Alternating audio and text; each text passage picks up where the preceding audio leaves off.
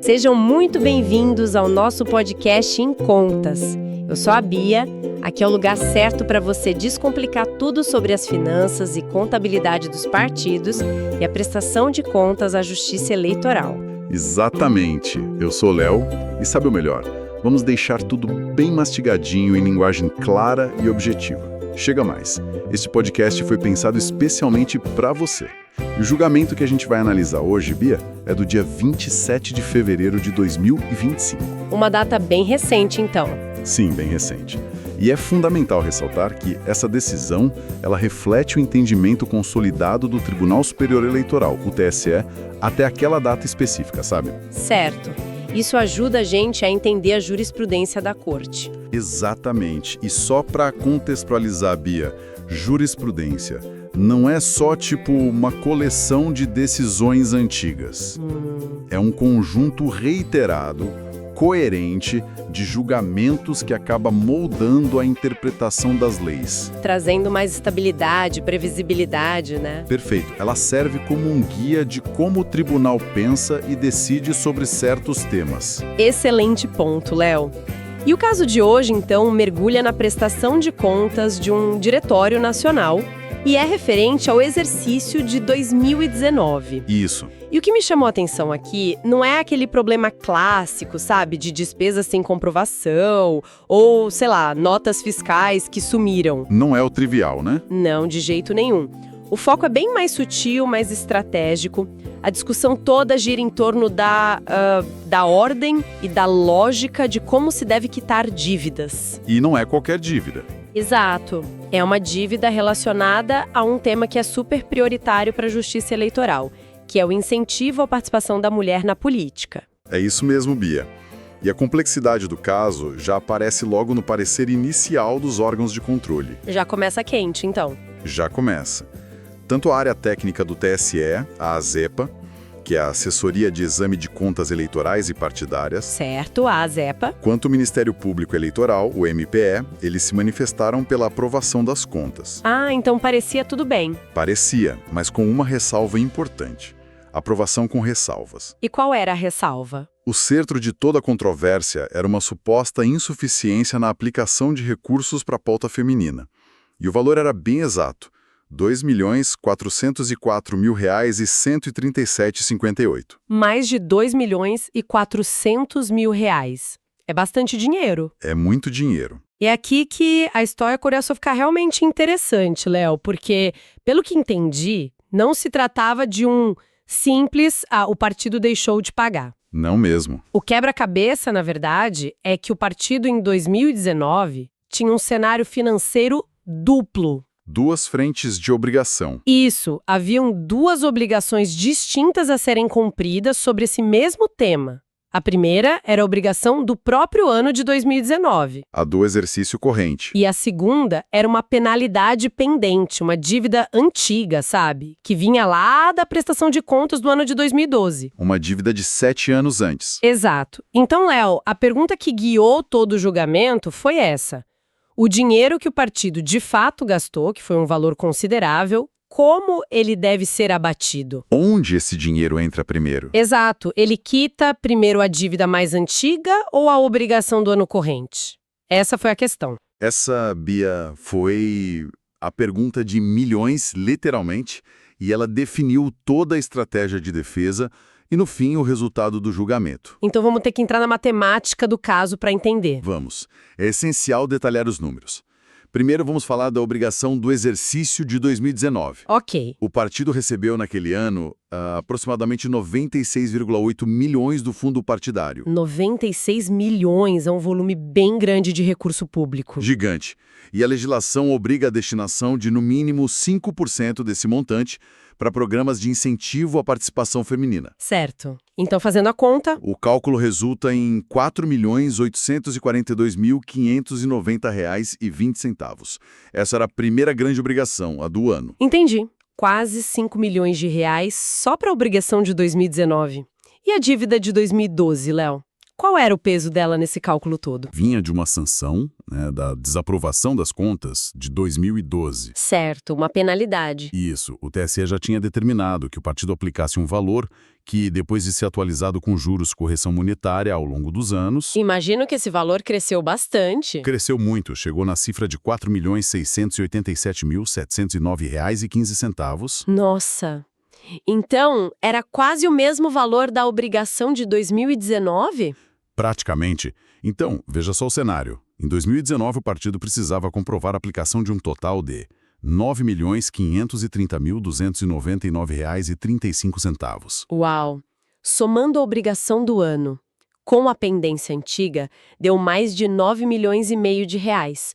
É um valor total bastante significativo. Muito significativo. E quanto o partido efetivamente conseguiu comprovar que gastou com a pauta feminina naquele ano? Bom, depois da análise de toda a documentação, os técnicos do tribunal validaram o gasto efetivo de R$ 7.126.161,77. 7 milhões e 100 mil, mais ou menos. Exato. E se a gente subtrair esse valor aplicado do total devido, que era de 9,5 milhões... A gente chega na irregularidade apontada. Precisamente. Chegamos aos R$ 2.404.137,58 que faltaram. A conta fecha perfeitamente com o apontamento inicial. Exatamente. E aqui, Bia, o processo traz um alerta que, olha, é uma verdadeira aula para qualquer gestor de partido. Qual seria esse alerta? Não basta transferir o dinheiro para a conta bancária específica da pauta feminina. Isso não comprova nada. Ah, esse é um ponto crucial. É crucial. O tribunal é muito claro quanto à necessidade de demonstrar o gasto efetivo. O que seria o gasto efetivo na prática? É preciso comprovar que o serviço foi realmente prestado ou que o produto foi de fato entregue. E mais, que aquele gasto tem uma ligação direta, clara, com a atividade partidária e com o objetivo de fomentar a participação da mulher na política. Não pode ser um gasto genérico, então. De forma alguma. A vinculação tem que ser inequívoca. Esse ponto é crucial mesmo, Léo. Ele reforça a necessidade de uma contabilidade que seja extremamente rigorosa, organizada. Com certeza. Não é só sobre gastar, mas sobre comprovar o gasto de uma forma que não deixe nenhuma dúvida. E, neste caso, a complexidade era ainda maior. Muito maior. Porque era preciso alocar corretamente esse gasto entre duas obrigações diferentes. Imagino que a defesa do partido tenha se concentrado exatamente nesse ponto, não é? Qualquer situação normal, paga-se primeiro a dívida mais antiga. Faz sentido. É o que a gente faz na vida pessoal. Exato. Como eles comprovaram ter aplicado mais de 7 milhões de reais, um valor que supera com folga os 4,68 milhões da obrigação de 2012... Eles defenderam que essa pendência deveria ser considerada quitada. Isso. E, consequentemente, o saldo devedor de 2,4 milhões seria atribuído à obrigação mais recente, a de 2019. Entendi. À primeira vista, pode parecer um mero detalhe de organização contábil. Mas por que essa distinção, Léo? Atribuir o débito a 2012 ou a 2019, por que isso era tão vital para o partido? Certamente havia uma consequência jurídica muito relevante por trás dessa tese, né?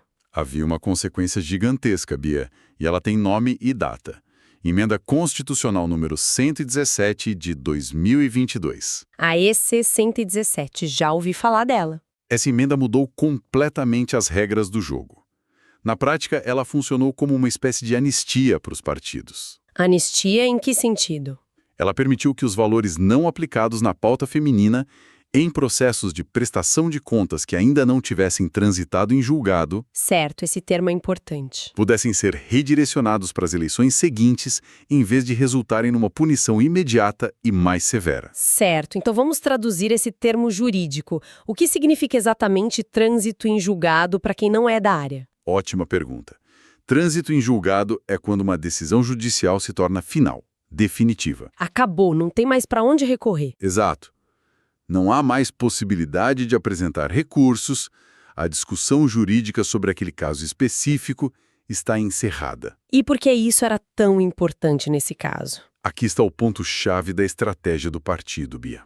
A decisão sobre as contas de 2012 já havia transitado em julgado há muito tempo. Ah, então para essa dívida não tinha mais o que fazer. Exato. Portanto, a anistia da emenda 117 não poderia de forma alguma ser aplicada a essa dívida antiga. Entendi. Por outro lado, O processo das contas de 2019, que a gente está analisando, ainda estava em andamento. Não havia transitado em julgado. O jogo ainda estava sendo jogado, digamos assim. Exatamente. Se a defesa conseguisse convencer o tribunal de que o débito de 2,4 milhões era de 2019, o partido poderia se beneficiar da emenda, e apenas ter que aplicar esse valor no futuro. Caso contrário, se o débito fosse imputado a 2012, a punição seria bem mais dura. Qual seria a punição? Provavelmente o desconto do valor corrigido diretamente dos repasses futuros do fundo partidário, o que impacta o caixa do partido na hora. Entendi perfeitamente. A defesa não estava discutindo apenas contabilidade, né? De jeito nenhum. Estava, na verdade, construindo uma tese jurídica para se enquadrar num benefício legal que veio depois. Foi uma jogada estratégica muito bem pensada. Extremamente inteligente. E como os ministros do TSE receberam essa argumentação, Léo? Eles aceitaram? E é aqui que a gente chega no ponto central na, digamos, jogada de mestre da análise jurídica do caso. O ministro relator não apenas achou a lógica da defesa razoável. Ele foi além. Ele acolheu a tese, ele concordou com o princípio de que a dívida mais antiga deveria sim ser quitada primeiro. Que interessante! Mas o mais fascinante, Bia, foi a fundamentação que ele usou para isso. Não veio do direito eleitoral. Não. A solução não veio do direito eleitoral, mas de um campo totalmente diferente. Veio do direito tributário. Do direito tributário? Ele buscou, por analogia, um artigo do Código Tributário Nacional para resolver a questão. Que interessante isso, Léo. O tribunal foi buscar uma regra no mundo dos impostos para solucionar um problema de fundo partidário. Exatamente. Isso demonstra uma flexibilidade, um diálogo fascinante entre diferentes áreas do direito, né? Buscando a solução mais lógica e justa, independentemente de onde a norma venha. Perfeito. Mostra que o direito é um sistema que conversa entre si. E o que diz exatamente essa regra do Código Tributário que foi utilizada? O artigo em questão é o 163 do Código Tributário. Ele estabelece uma ordem de imputação de pagamento. Uma ordem de preferência. Isso. Basicamente, ele diz que quando um contribuinte tem várias dívidas com o fisco e faz um pagamento que não cobre todas elas, existe uma ordem de preferência para quitação. E qual é a prioridade? Uma das regras de prioridade é justamente pagar os débitos por ordem de vencimento, dos mais antigos para os mais novos. Ah, a mesma lógica que a defesa propôs. A mesmíssima. O ministro relator aplicou esse mesmo raciocínio ao caso do partido, tratando as obrigações com a pauta feminina como débitos que deveriam seguir uma ordem lógica de pagamento. A analogia faz todo sentido, realmente. Então, na prática, a decisão final do TSE foi considerar que os mais de 7 milhões aplicados quitaram, primeiramente, a dívida de 4,68 milhões de 2012. Correto. E o valor restante da irregularidade, os 2,4 milhões, foi oficialmente atribuído ao exercício de 2019. Foi essa a conclusão. Exatamente essa foi a conclusão.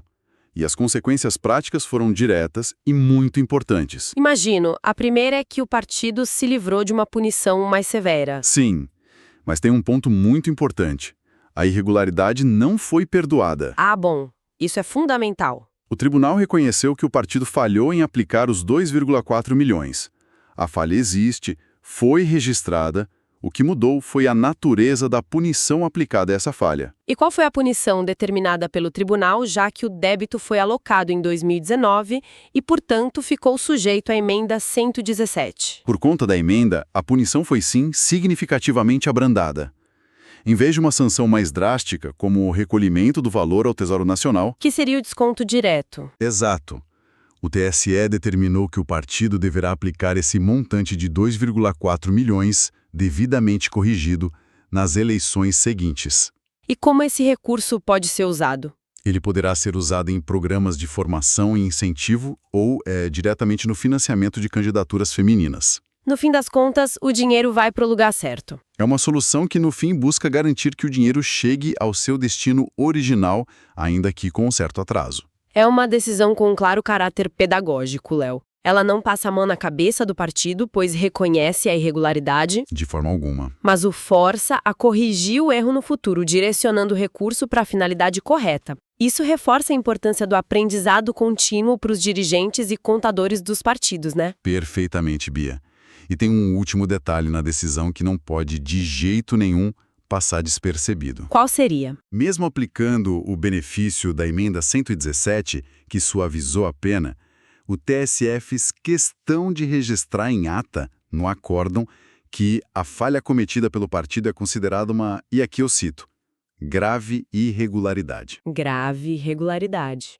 Essa classificação tem um peso. Tem um peso enorme, não é trivial.